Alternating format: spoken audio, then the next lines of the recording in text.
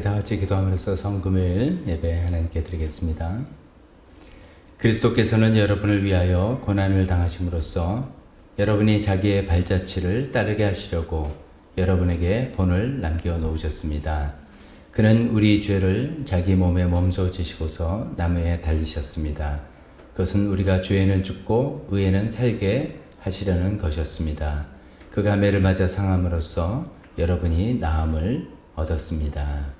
하나님 아버지, 우리를 위해서 고난당하시고 그 상처받으신 예수님 감사합니다. 우리가 그 예수님의 고난을 통해서 나음을 얻게 되고 하나님의 자녀로서 용서함을 받고 자녀가 되었음을 감사드립니다. 오늘은 금요일 예수님께서 십자가에 달리신 그날을 우리가 또 기억하며 이 자리에 함께 모였습니다. 함께 모여서 예배하며 찬양하며 하나님의 말씀을 또 예수님의 고난을 다시 한번 생각하며 성만찬을 하며 또 기도 시간을 가지면서 주님 함께하는 그런 시간 갖기를 원합니다. 저희 순서를 통해서 하나님의 은혜 더욱더 느낄 수 있게 하시고 저희 예배를 받아 주시옵소서. 예수님의 이름으로 기도했습니다. 아멘. 찬송가 하겠습니다. 우리 다 같이 일어서서 찬송, 우리 찬송 2장 할 텐데, 오 거룩하신 주님 그 상하신 머리 조롱과 욕에 쌓여 가시가 쓰셨네. 찬송 먼저 드리겠습니다.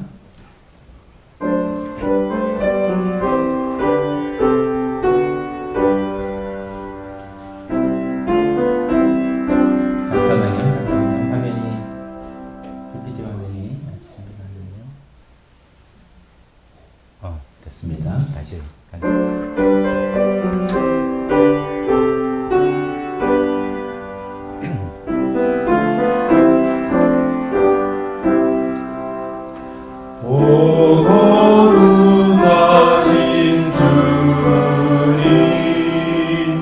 그 상하신 머리 조롱과 욕에 쌓여 가시관 쓰셨네.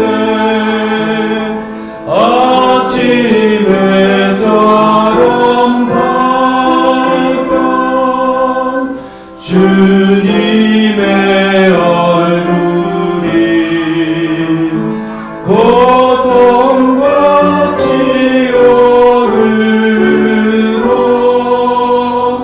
장백해지셨네. 주 당하신 그 고난 죄인 위함이라 내 지은 죄로 인해 주 형벌 받았네. 내 주여 미옵나니 이 악한 죄인을 은혜와 사랑으로 늘 지켜주셨네. 나 무슨 말로 주께 다 감사드리랴. 끝없는 주의 사랑 한없이 고마워. 보잘 것 없는 나를 주의 것 사루사 주님만 사랑하며 나 살게 하소서.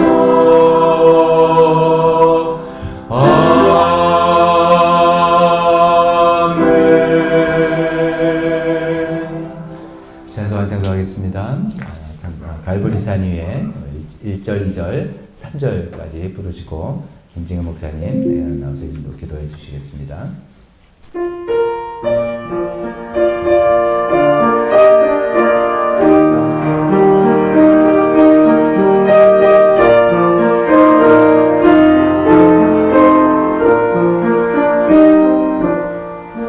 갈보리 산 위에 십자가 섰으니 주가 고난을 당하더라. 험한 십자가를 내가 사랑하는 주가 보혈을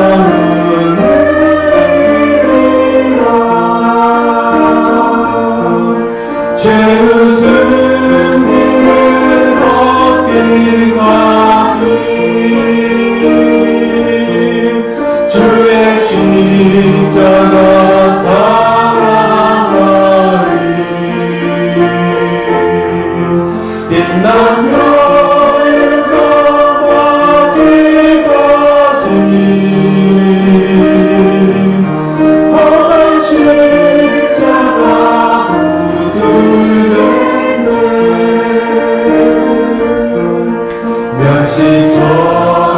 면시전대받은 주의 십자가에 나의 마음이 울리도다. 귀한 어린 양이 세상 죄를 지고 험한 십자가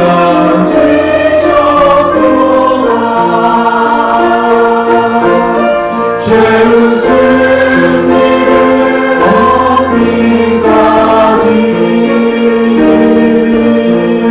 주의 십자가 사랑하리. 빛나며 어디까지 험한 십자가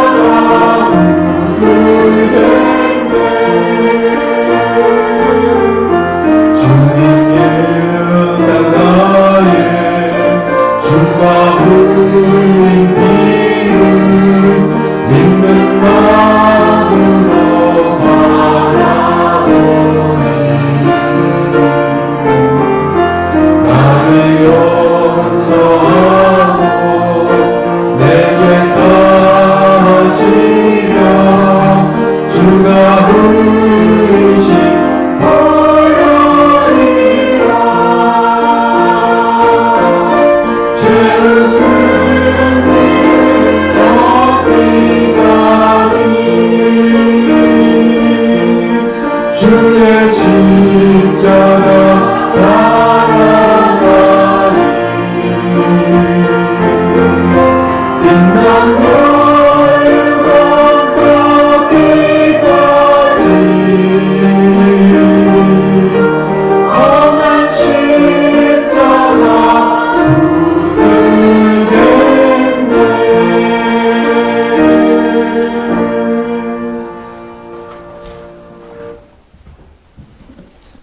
앉으시기 바랍니다.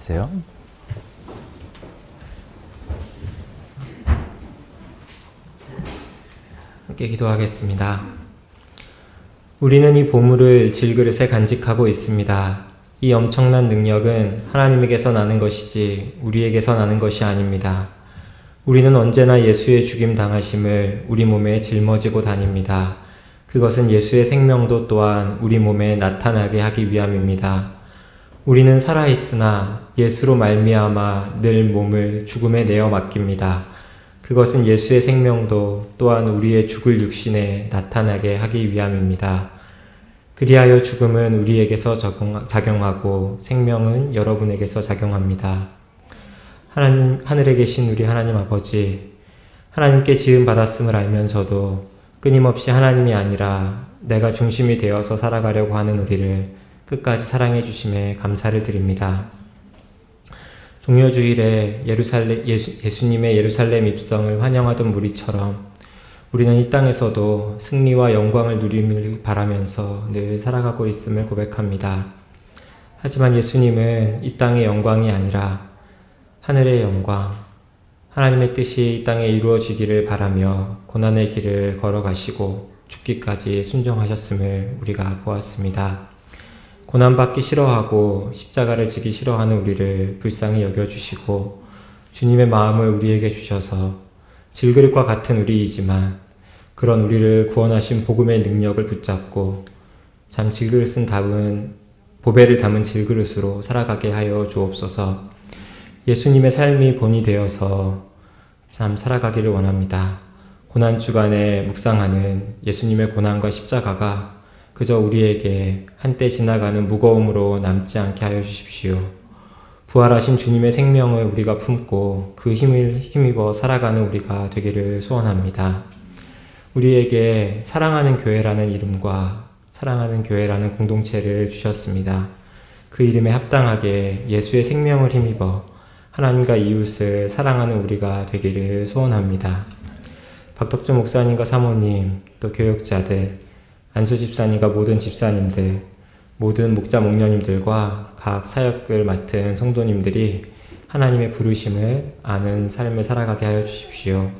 그래서 나는 사역자다 우리가 붙들고 다짐하고 기도하는 것처럼 각자의 자리에서 사역자임을 깨닫고 그 충실한 삶을 살아가기를 원합니다.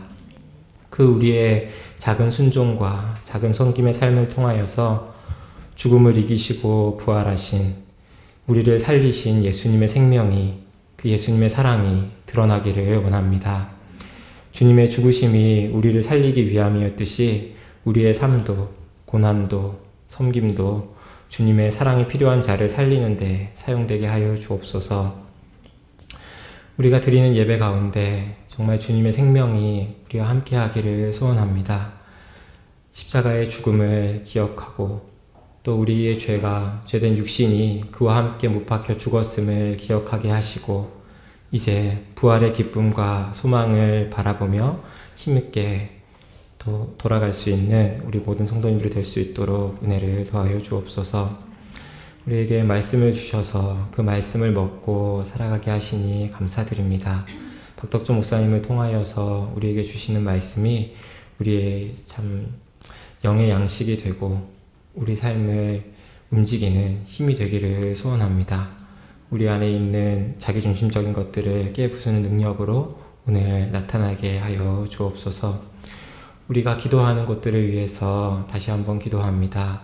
주님, 네팔 가운데 또 새로운 생명이 탄생하는 것을, 주님의 백성이 탄생하는 것을 우리가 기쁨과 감격으로 들었습니다.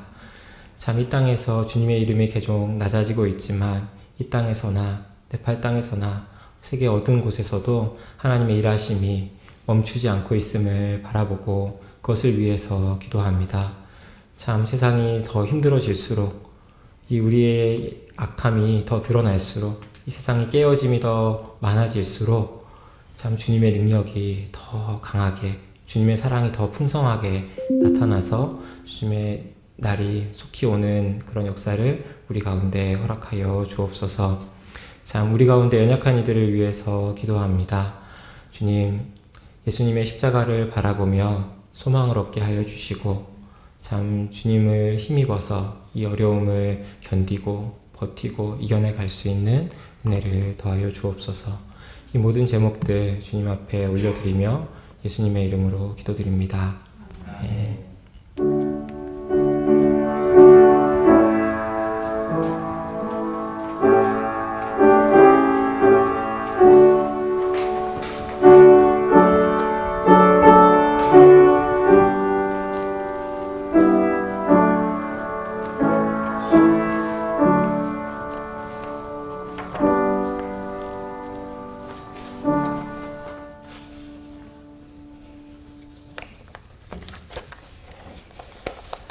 오늘 예배는 그 설교 이제 앞으로 이제 설교 말씀 하나님 말씀 나누고 그다음에 이어서 성찬식을 하고 그다음에 기도 시간을 갖고 이런 식으로 진행하겠습니다. 그래서 금요 예배 때마다 항상 그렇게 하듯이 그런 식으로 진행하려고 합니다.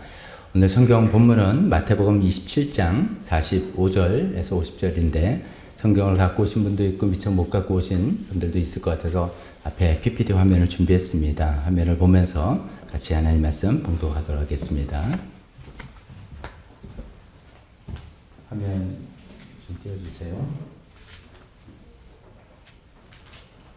우리 같이 일어나서 이렇게 합시다.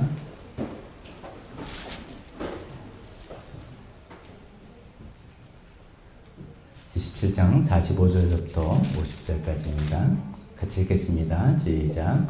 난 12시부터 어둠이 온 땅에 덮어서 오후 3시까지 계속되었다. 3시쯤에 예수께서 큰 소리로 부르짖어 말씀하셨다. 엘리 엘리 라마 사박다니. 그것은 나의 하나님 나의 하나님 어찌하여 나를 버리셨습니까? 라는 뜻이다. 거기에 서 있는 사람들 가운데 몇이 이 말을 듣고서 말했다. 이 사람이 엘리야를 부르고 있다. 그러자 그들 가운데서 한 사람이 곧 달려와서 해면을 가져다가 신 포도주에 적셔서 갈대에 꿰어 그에게 마시게 하였다. 그러나 다른 사람들은 어디 엘리야가 와서 그를 구하여 주나 두고 보자 하고 말했다. 예수께서 다시 큰 소리로 외치시고 숨을 거두셨다. 아멘. 자리 앉으셔야 됩니다.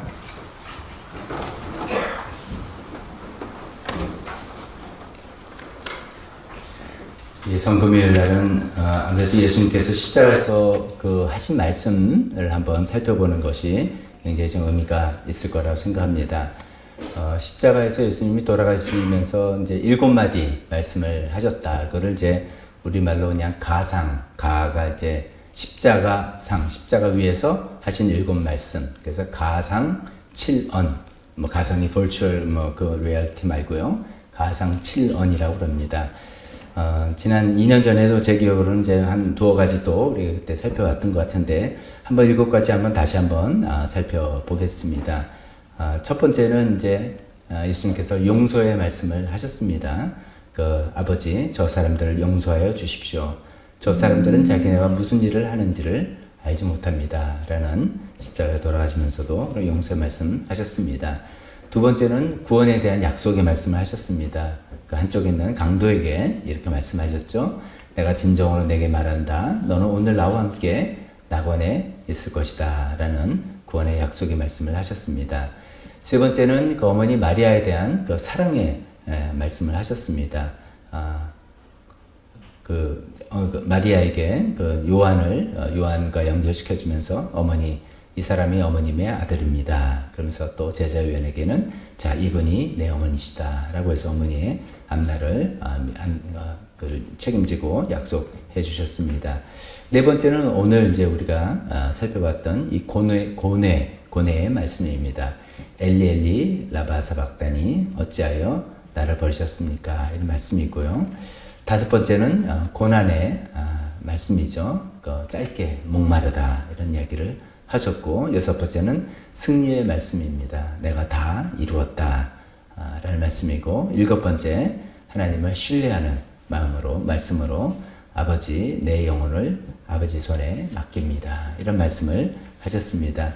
한 말씀마다 너무나도 의미 있고 정말 우리가 깊이 생각해봐야 될 그런 말씀인데, 오늘은 그 중에 이제 네 번째 이 말씀, 고뇌의 말씀을 우리가 살펴보려고 합니다.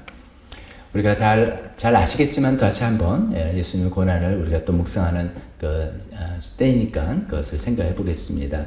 예수님께서는 한 우리 시간으로는 오전 9시쯤에 십자가에 못 박히셨습니다. 그리고 오후 3시까지 한 6시간 동안 십자가에 달리셨습니다. 십자가 달리면 모든 이미 피를 많이 흘리셨고 땀을 흘리셨고 해서 예수님 신체에 있는 모든 물기는 다 빠져나간 거죠. 피로도 나가고 땀으로도 나가고, 극심한 목마름, 또 얼마나 더운 지역입니까? 그래서 혀가 마르고 혀가 입천장에 달라붙고 목구멍이 바짝 말라서 숨쉬기도 힘든 그런 상태에 이르셨을 것입니다. 정신이 점점 혼미해져 가고, 어쩌면 나중에 의사들이 그런 것을 연구해 보니 그런 경우에는 되게 기절했다가 잠깐 깼다가 기절했다 하는 그런 시간들을 반복하다가 운명을 하게 된다고 이야기합니다. 오전 9시에 이제 십자가 달리셨는데 한 정오 12시, 낮 12시쯤 되니까 온 땅이 어두움에 쌓였습니다. 그러니까 그것은 이제 보통 해석하기를 이렇게 생각합니다. 하나님 아버지께서 아들 예수님이 고통당하시는 것을 차마 보기 힘들어서, 그 괴로운 모습을 보기 힘들어서 좀 어둠으로 이제 덮으신 게 아닌가, 뭐 이렇게 생각하는 견해들도 있습니다. 어쩌면 예수님의 그 고난을 하늘도 슬퍼하고 땅도 슬퍼했는지 모르겠습니다. 그러나 시간이 돼서 예수님께서 마치 이제 돌아가실 시간이 다가왔습니다. 그때 예수님께서 정말 그 힘든 상태에서 무거운 입을 벌려서 오늘 이 본문 이 말씀을 소리치면서 외치신 겁니다. 엘리 엘리 라마 사박다니. 이것은 이제 아람어죠. 히브리어가 아니라 그 당시에 그 시대 사람들이 쓰던 아람어 용어로 그렇게 외치셨는데, 마태는 그 뜻을 우리에게 이렇게 번역을 해 주었습니다. 나의 하나님, 어찌하여 나를 버리셨습니까? 이렇게 이야기하셨습니다. 예수님은 사실 이제 우리가 쭉 예수님의 고난당하신 모습들을 이렇게 쭉 살펴보면 그 마지막 순간까지도 그 누구에게도 원망을 하신 적이 없습니다. 우리 이제 호산나 환영하다가 일주일도 안 돼서 십자가에 못 박아라 라고 이제 마음을 돌변한 백성들에게도 그 원망의 말씀하신 적이 없으셨습니다. 내가 목숨을 버리면서도 끝까지 선생님을 따르겠습니다 라고 했던 그 제자들이 체포당할 때 다 뿔뿔이 흩어지고 도망간 그런 모습을 보면서 아쉬워하거나 섭섭해하거나 그런 말씀 하신 적도 없습니다. 또 지금 십자가에서 자신을 못 박는 그 로마 군병들이나 그 십자가 달려있는 상태에서 예수님을 막 조롱하던 많은 사람들에게 불만을 피우거나 뭐 저주의 말을 하거나 그런 적이 없으셨습니다. 오히려 그들을 용서하시는 용서의 말씀을 하셨습니다. 그래서 모든 어떤 사람에게도 그런 나쁜 말, 원망, 불평 그런 말씀 한 적이 없으십니다. 그런데 이 단 한 가지만은 견디기가 힘드셨습니다. 그것은 바로 사랑하는 하나님 아버지로부터 버림받는 이 버림을 참 견디기가 힘드셨습니다. 어쩌면 예수님께서 그 고난을 쭉 견디셨던 그 힘은 그 많은 모욕과 고통과 아픔과 이런 배신과 이런 걸 다 겪어나갈 수 있는 나갔던 힘은 어떻게 보면 그래도 하나님 아버지만은 나와 함께 계시고 하나님 아버지께서 내 마음을 아시고 나를 붙들고 계신다. 아마 이런 마음 때문에 이런 힘으로 견디셨을지도 모릅니다. 우리가 흔히 부른 찬송 이 세상 사람 날 몰라줘도, 그렇죠. 이 세상 사람 날 몰라줘도 하나님은 아신다. 또 우리의 그 찬송 주님이 기억하시면 좋가리. 그렇죠. 다른 사람들 다 내 마음 몰라도 예수님 하나님만 나를 기억하시고 나에게 힘이 주시면 그것을 족하겠다. 아마 이런 심정으로 여기까지 오셨는지 모르겠습니다. 그런데 어쩌면 지금 이 시간에 예수님 십자가 달리셔서 어쩌면 가장 하나님의 도우심이, 하나님의 함께하심이, 하나님의 격려가, 하나님의 그 위로가 정말로 그 어떤 때보다 필요한 이 시점에 예수님은 하나님을 느끼지 못하게 됩니다. 하나님이 나와 지금 함께하고 있다는 것을 느낄 수가 없었습니다. 오히려 하나님이 나를 버리셨구나. 하나님마저 나를 버리셨구나. 라는 그런 느낌을 지금 갖게 되셨습니다. 그래서 그것이 정말 견딜 수 없는 고통이 되고 너무나 힘겨운 마음에 지금 우리가 읽은 그 본문을 울부짖으신 것입니다. 엘리 엘리 라마 사박다니. 나의 하나님, 어찌하여 나를 버리셨습니까? 어찌하여 하나님마저도 나를 버리셨습니까? 라고 소리쳐 외치시는 중이십니다. 두 번째로 우리가 이 생각을 해봐야 되겠습니다. 하나님께서 그럼 왜 예수님을 버리셨나? 왜 예수님은 하나님으로부터 버림을 받으셨나? 예수님의 고난에 관한 모든 질문의 대답은 단 하나입니다. 예수님께서 왜 이런 고난을 당하셨냐? 모든 대답은 예수님께서 우리 죄를 대신하기 위해서다 라는 대답이죠. 여기도 마찬가지입니다. 우리 죄를 대신하기 위해서다. 즉 하나님께서 우리 죄를 용서하시기 위해서는 반드시 죄의 대가가 지불되어야 되는데 그 대가를 지불하기 위해서다 라고 우리가 말할 수 있습니다. 그렇게 해서 조금 더 그런데 그것을 조금 세분해서 말할 때 그 죄의 대가는 죄의 삭은 죽음이다. 우리가 다 알고 이렇게 배웠습니다. 그래서 예수님 그 죽음을 좀 당하시고 계시는 중입니다. 근데 그러면 되는 건데 왜 이렇게 하나님께서 버리셔야 될까? 그냥 죽으면 되는 건데 하나님과 함께 있으면서 임종을 하면서 우리가 죽듯이 그렇게 하면 될 텐데 왜 하나님으로부터 버림을 당해야 되는 걸까? 이것은 죽음하고는 또 조금 다른 그런 다른 개념이 거기에 담겨져 있기 때문이죠. 그러면서 뭐냐면 죄는 죽음을 가져올 뿐만 아니라 죄는 하나님으로부터 우리를 분리시키는 그런 역할을 하기 때문이죠.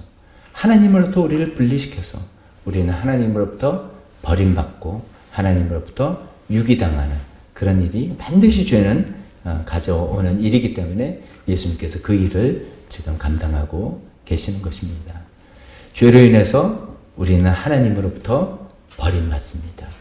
하나님께서는 죄를 용납하실 수 없기 때문입니다. 이것을 좀 우리가 좀 이해하기 위해서 구약에 아마 이런 일들이 있었던 것 같습니다. 구약에 이제 모세율법에 의하면 이제 그 제사 제도가 쭉 정비되면서 이야기할 때 그중에 1년에 한 차례 모든 이스라엘 민족 전체 백성 전체를 위해서 하나님께 속죄를 구하는 대속죄일이라는 날이 있습니다. 대속죄일이 되면 대제사장이 순염소 2마리를 잡아서 한 마리는 그 성전에서 죽여서 제사를 드리고 다른 한 마리는 한 사람이 그 순염소를 데리고 저 멀리 광야로 가게 되어 있습니다. 광야를 가서 거기서 그 순염소를 버리고 오는 것입니다. 유기시키고 오는 것입니다. 그것은 지금 여기서 성전에서 제사 드려서 죄를 속죄받는 거라고 생각하면서 드렸던 그 속죄 제사가 하나님께서 받아져서 우리 죄가 저 멀리 사라졌다라는 뜻 하나와 함께 그 원래는 우리가 하나님으로부터 이렇게 버림받아야 되는 존재라는 것을 우리에게 알려주기 위해서죠. 그 버림받는 순염소를 아사셀이라고 합니다. 버림받는 순염소. 죄는 하나님으로부터 버림받게 되어 있기 때문입니다. 그래서 죄는 단순히 죽음을 가져오는 것이 아니라 하나님부터 버림받고 좀 더 어려운 한자말로 유기당하게 되어 있는 것이죠. 그래서 어쩌면 예수님께서 십자가 달리실 때 그 낮 12시에 온 하늘이 캄캄해졌다 할 때 한편으로는 제가 아까 말씀드린 것처럼 하나님 아버지께서 차마 그 아들 예수가 고통당하는 것을 볼 수가 없으셔서 가리셨다라고 그렇게 해석하는 해석도 있고요. 또 다른 해석은 그 고난의 절정에 하나님마저도 예수님부터 등을 돌리고 하나님께서 완전히 그 예수님을 버리셨기 때문에 깜깜하게 어두워졌다. 그래서 예수님께서는 하나님으로부터 내가 진짜 버림받았다라는 그 고통이 정말 절실히 느껴져서 그 외침을 외친 것이 아닌가 그런 생각도 그런 해석도 있습니다.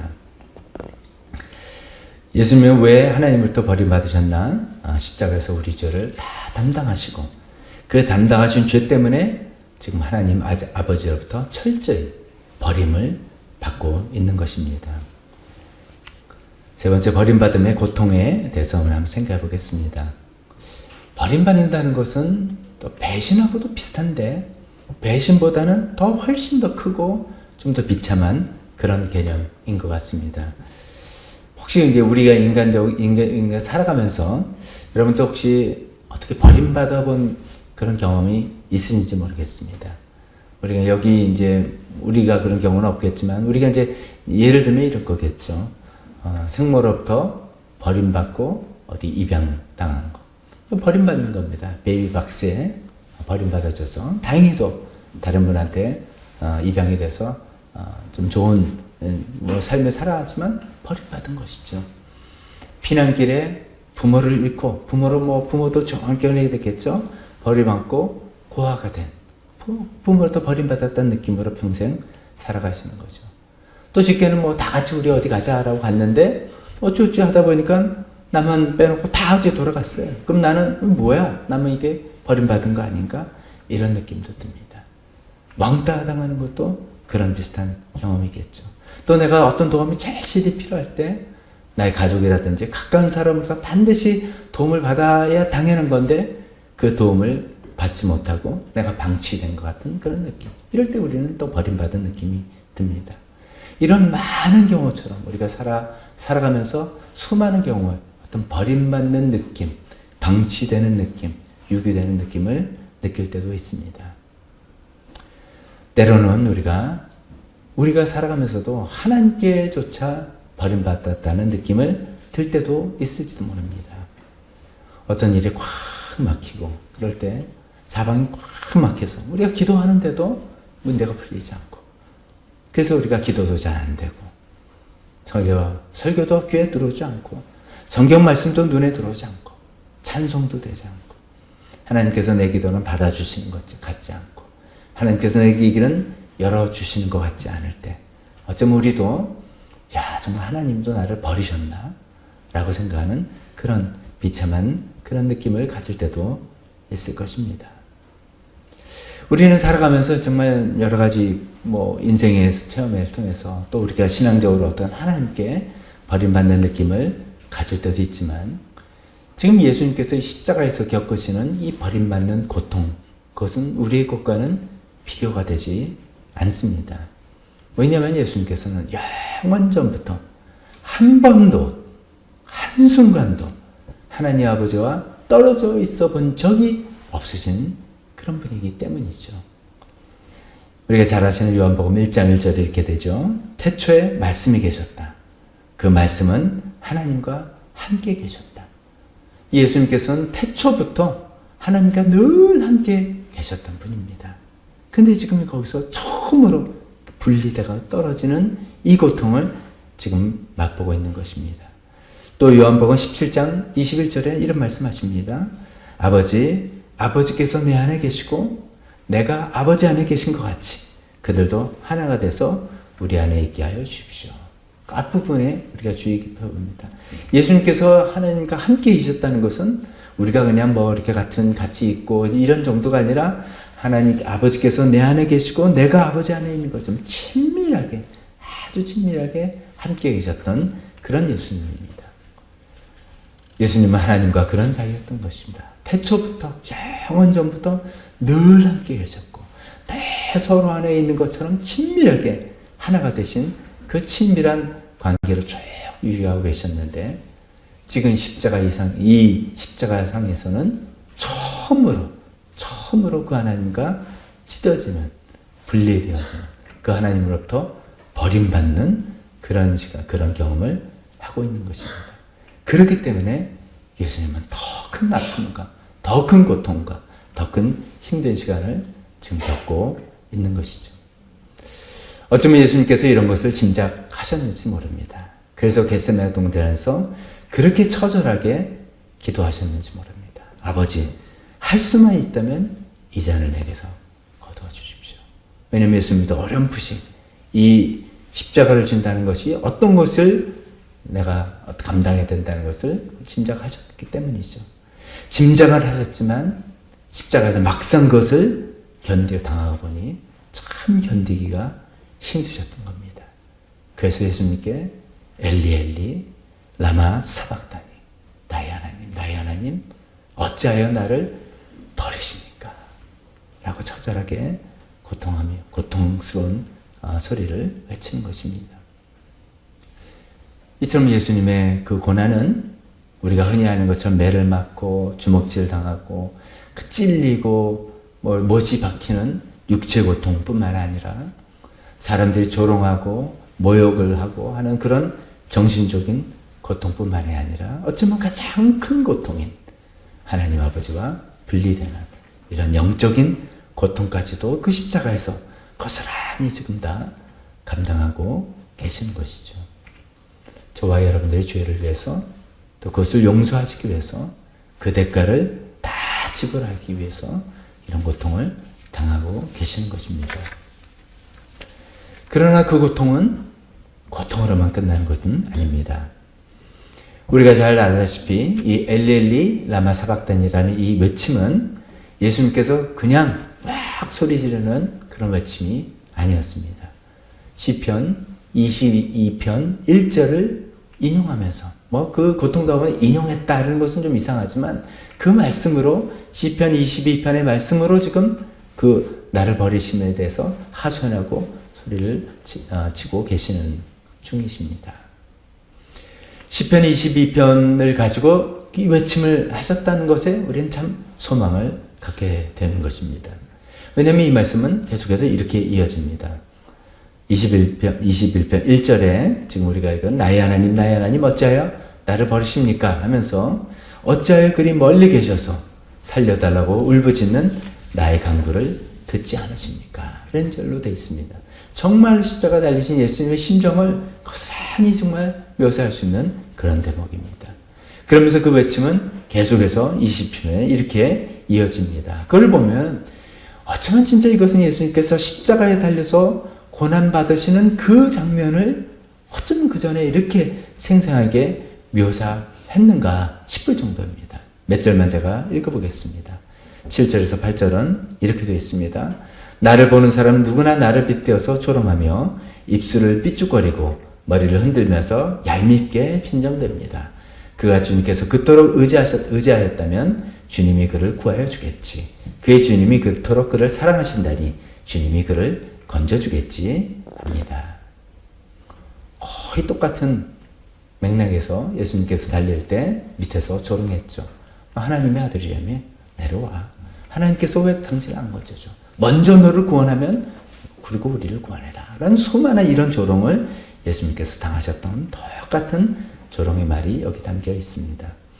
또 하나 22장 15절에 나의 입은 옹기처럼 말라버렸고 나의 혀는 입천장에 붙어 있으니 주님께서 나를 완전히 매장되도록 내버려 두셨기 때문입니다. 입이 바짝 말랐다는 그런 것을 노래하고 있는 것이죠. 참 십자가형은 입이 바짝 마르는 그런 정말 사람을 그렇게 힘들게 잔인하게 어쩌면 말려 죽이는 그런 무서운 형벌입니다. 이 시편에 쓰였을 그 구약 시대는 상상하지 못했던 그런 형벌인데 어쩌면 그렇게 예수님 십자가에서 똑같은 그런 상황이 이루어졌는지요. 하나만 더 읽어보겠습니다. 22편 18절에 나의 겉옷을 원수들이 나누어 가지고 나의 속옷을 제비 뽑아서 나누어 가집니다. 우리도 잘 알고 계시죠? 예수님의 겉옷과 속옷을 군병들이 나누어 갖고 제비 뽑아서 나눠 갖고 일부는 또 찢어서 한 조각조각 나눠 갖는 그런 모습, 흔한 모습 아니지 않습니까? 근데 그런 것이 시편에 그대로 예언된 대로 예수님께 일어났습니다. 어쩌면 예수님께서는 그렇게 하나님께 정말 버림받는 그 커다란 고통, 그 고통 가운데서도 하나님께 대한 원망, 이게 잘못하면 하나님을 원망하는 것 같고 하나님 또 못 믿겠습니다. 불신하는 것 같고 그래서 인생을 다 포기하는 것 같은 그런 외침처럼 들리지만 바로 이것이 시편 22편을 인용하면서 외치는 소리이기 때문에 그것이 아니라고 우리는 예수님 심정이 그것이 아니라고 우리는 확인할 수 있습니다. 왜냐하면 시편 22편의 뒷부분은 이런 말씀으로 진행되기 때문입니다. 24절 그는 고통받는 사람의 아픔을 가볍게 여기지 않으신다. 그는 하나님을 두고 이야기합니다. 그들을 외면하지도 않으신다. 부르짖는 사람에게는 언제나 응답하여 주신다. 절망이 아닙니다. 불신이 아닙니다. 포기가 아닙니다. 그러면서 22편 27절과 28절은 이렇게 되고 있습니다. 땅끝에 사는 사람들로 생각을 돌이켜 주님께로 돌아올 것이며 이 세상 모든 민족이 주님을 경배할 것이다. 그러면서 주권은 주님께 있으며 주님은 만국을 다스리시는 분이시다. 이런 승리의 노래를 마음속에 간직하면서 지금 이 엘리 엘리 라마 사박단이 울부짖고 외치고 있는 것입니다.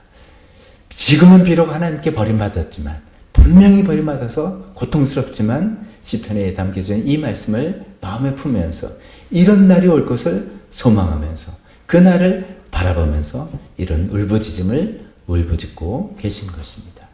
그리고 우리가 다 알다시 이런 울부짖음은 사흘 만에 응답받게 되었습니다. 그래서 예수님께서 죽음의 자리에서 부활하셔서 땅끝에 사는 모든 사람뿐만 아니라 이 세상 모든 민족이 마치 그 말씀처럼 이제 주님께로 돌아오고 주님을 경배하는 그런 놀라운 일을 우리에게 주셨습니다. 말씀을 맺겠습니다. 우리 죄를 용서하시기 위해서 하나님으로부터 버림받으신 예수님의 고통을 우리가 조금이라도 이 시간에 기도하면서 또 성찬식을 하면서 헤아려보는 시간이 되었으면 좋겠습니다. 그러면서 그 고통을 우리가 감사하는 시간이 되었으면 좋겠습니다. 또 두 번째, 그런 버림받은 순간에도 소망으로 부르짖었던 그 예수님의 소원, 이 예수님 소원대로 모든 민족이 이제 하나님께 용서받고 돌아와서 하나님을 경배하게 되었음을 감사하고 그 중에 우리가 속하게 되었음을 감사하는 시간이 되었으면 좋겠습니다. 세 번째는 예수님처럼 어쩌면 우리도 살아가면서 버림받은 것 같은 그런 느낌을 당할 때, 인생에 버림받고 하나님께 버림받은 것 같은 그런 느낌을 가질 때, 이 시편 22편 이 후반부처럼 하나님께 대한 소망을 절대로 잊지 않고 붙드는 우리 모두가 되시기를 주님의 이름으로 축원합니다. 기도하겠습니다. 하나님 아버지, 예수님께서 십자가에서 마지막 그 고통스러운 시간에 정말 하나님으로부터 버림받는 그 시간에 엘리 엘리 라마 사박다니 그 울부짖는 소리를 우리가 듣게 되었습니다. 태초서부터 한 번도 하나님과 떨어져 있지 않고 하나님과 친밀하게 함께 계시던 그 예수님께서 우리의 죄를 담당하기 위해서, 우리의 죄의 대가를 지불하시기 위해서 하나님으로부터 버림받은 그 끔찍한 순간인 것을 우리가 또 생각해 봤습니다. 하나님 아버지, 예수님 감사드릴 뿐입니다. 우리를 위해서 그런 고통을 겪으셨던 예수님께 감사드리고, 그러나 그 고통 중에도 소망의 시편 20편을 외쳤던 예수님의 소망이 이루어졌음을 감사드립니다. 그래서 우리가 이 자리에 서 있게 되었습니다. 하나님의 자녀가 되었습니다. 하나님을 예배하고 경배하는 자녀가 되었음을 감사드리며, 우리도 그 은혜를 늘 잊지 않고 기억하며 살아가는 저희가 되기를 간절히 소원하며 모든 말씀 예수님의 이름으로 기도했습니다. 아멘.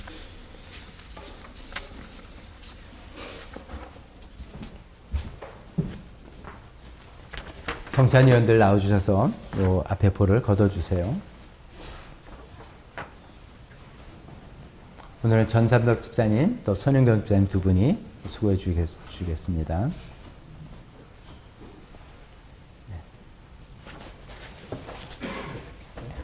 위에 거만.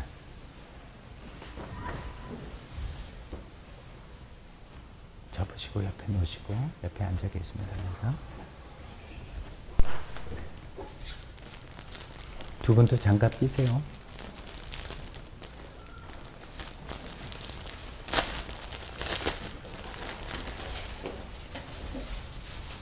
오늘은 이제 여러분들 따로 그 장갑을 준비하지 않았습니다. 이제 어차피 마스크도 우리가 안 쓰고 다 하기 때문에 성찬위원들과 저만 장갑 끼고 성찬식을 진행하도록 하겠습니다. 먼저 성찬식의 그 제정사 말씀드리겠습니다. 예수님께서 자신의 생명을 대속물로 내어주기 전날 밤에 제자들과 유월절 만찬 식사를 하시던 중이었죠. 그 도중에 예수님께서 자신의 죽음의 의미에 대해서 설명하셨습니다. 예수님께서는 빵을 손에, 지금 빵입니다만 우리는 크래커를 합니다. 빵을 손으로 이렇게 높이 드셨습니다. 이것은 하나님 아버지께 들려진 자기 자신의 모습을 상징하는 것입니다. 그리고 두 번째, 감사 기도를 드리셨습니다. 예수님께서는 자신의 희생을 통해서 이루어질 많은 열매들, 아까 얘기한 것처럼 모든 민족들이 주님께로 돌아와 경배할 것을 미리 내다보시고 감사드리신 것이죠. 그 다음에 그 빵을 이렇게 쪼개셨습니다. 이것을 이루기 위해서 자신의 몸이 찢어질 것을, 자신의 피가 날 것을, 이것을 예고하신 것입니다. 그러면서 제자들에게 건네주셨습니다. 그 구원을 위해서 온전히 모든 것을 내어주실 예수님 자신의 모습을 상기하는 말씀하는 것이었습니다. 그러면서 예수님께서 제자들에게 이렇게 얘기하셨죠. 자, 받아서 먹어라. 이것은 너희를 위하여 주는 내 몸이다. 이것을 행하여 나를 기념하라. 이렇게 말씀하셨습니다. 또 그 다음에 식사 도중에 또 잔을 나누는 시간에 이렇게 하셨습니다.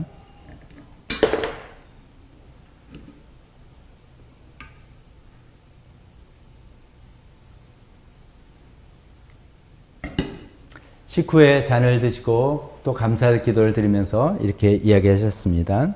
자, 마셔라. 이것은 너희를 위하여 흘리는 내 피로 세운 새 언약의 잔이다. 이것을 행하여 나를 기념하라. 이렇게 이야기하셨습니다. 오늘 우리가 성찬식을 하는 것은 그 의미를 다시 한번 우리가 되새기면서 예수님의 그 몸과 예수님의 피를 받으면서 예수님께 참여하는 것입니다.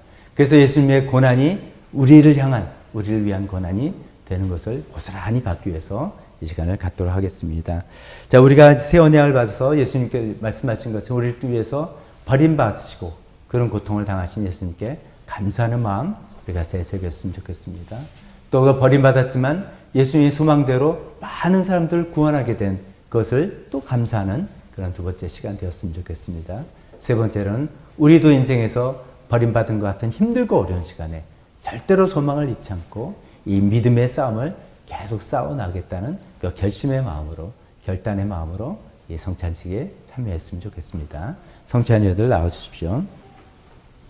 먼저 빵을 받겠습니다.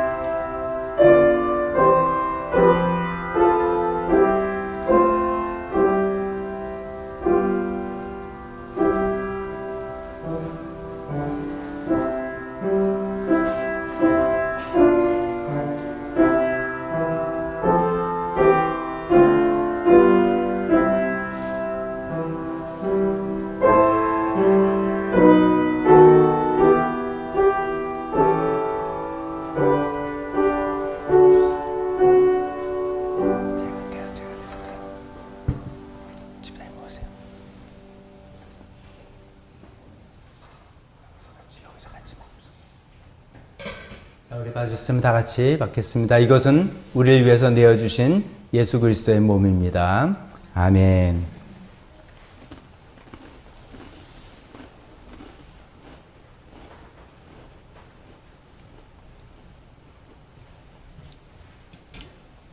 계속해서 잔을 받겠습니다.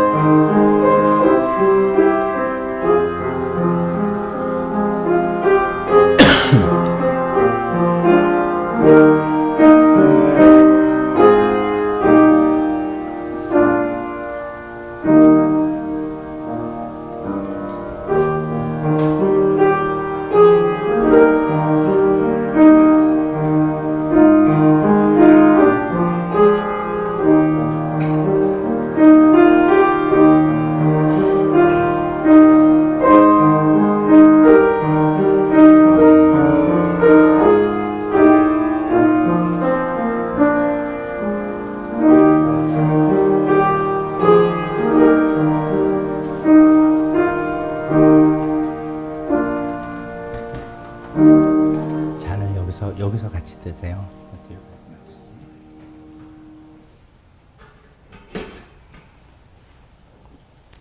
우리 다 같이 잔을 받겠습니다. 아멘으로 화답해 주세요. 이것은 우리를 위해서 흘리신 예수 그리스도의 피입니다.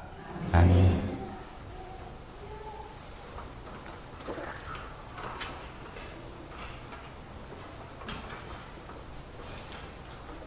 성탄절을 마치는 기도하겠습니다. 하나님 아버지, 예수님의 몸과 피를 우리가 또 이렇게 받았습니다.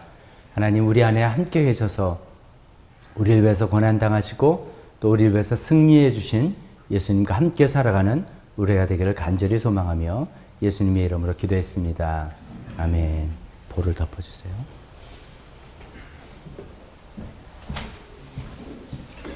자, 우리 함께 기도하는 시간 갖도록 하겠습니다. 한 20분 정도 우리 기도하려고 합니다. 우리 기도할 때 우리 오늘 설교 말씀 또 붙들고 함께 기도할 수 있고요. 또 20분이 좀 길다 생각하시는 분들은 여러 가지 기도 요소들, 찬양, 감사, 회개, 간구, 중보 이런 것들을 가지고 다른 분들을 위해서 또 나라를 위해서 교회를 위해서 또 개인적으로 기도하실 수 있습니다. 제일 마지막에 우리 나가서 우리 나라를 위해서 또 북한 또 네팔을 위해서 함께 기도할 것입니다. 음악 틀어주시고 조명 좀 낮춰주실 때 한 20분씩 우리 같이 20분 정도 기도하겠습니다.